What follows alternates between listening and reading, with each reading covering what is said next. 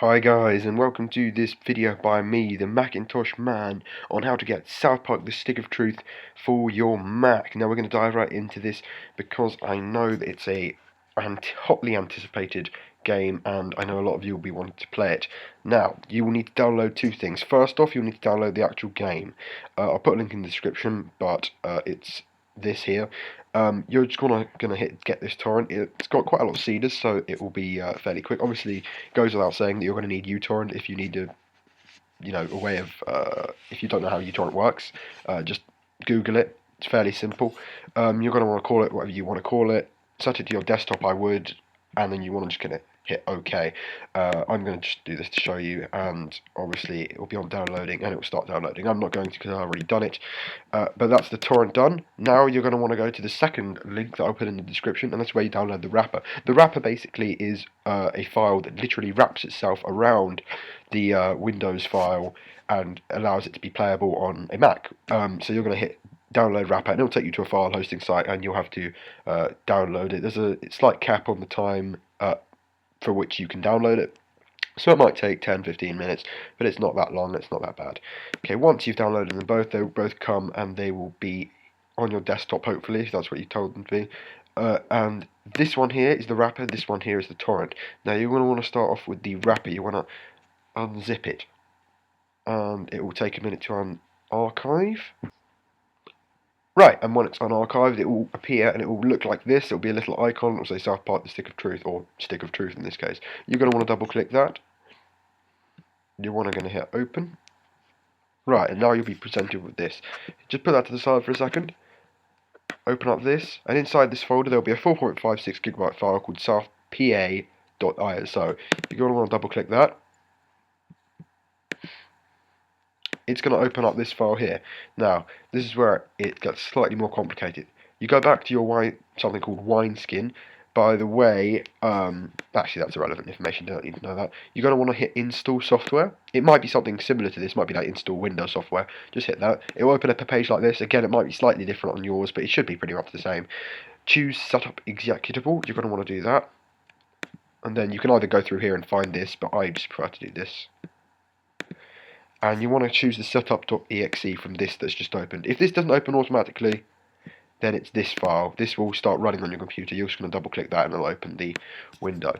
But anyway, you're going to click setup.exe, and Wineskin's going to just take a minute to do its thing. So I'll be back when that's done. As you can see, it's now telling me this is a Windows window here. So you're just going to hit OK. Some music's going to start. If you don't like the music, click stop music. I don't like the music, so I'm going to do that. You're going to be selected with some Windows, you're going to be presented with some Windows setup options. Keep it in program files because, well, that's the easiest. You can change it if you really want to and you know what you're doing, but if you don't really, if this is sort of the first time you've been doing it, I really just suggest leaving it in program files. It's much easier. Right, then you're going to want to uncheck these because you don't want to create a desktop icon and you don't want to create a startup menu. Right, and then it's going to finish up with this, and you just want to hit install, and it will start installing, as you can see.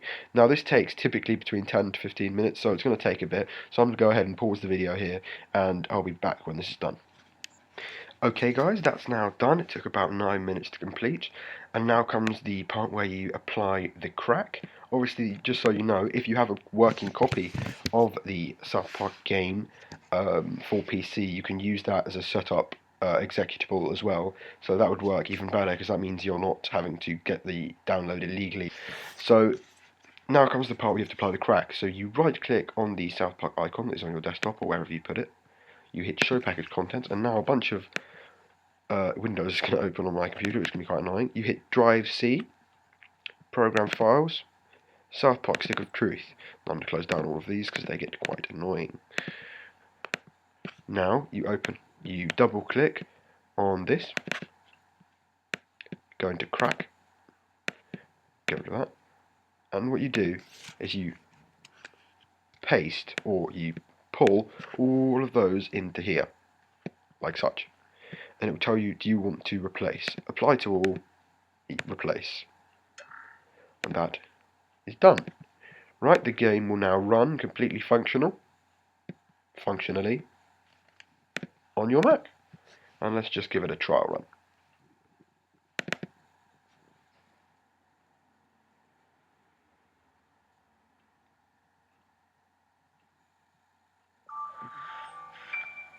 And as you can see, I am now running South Park: The Stick of Truth on my MacBook Pro in fact.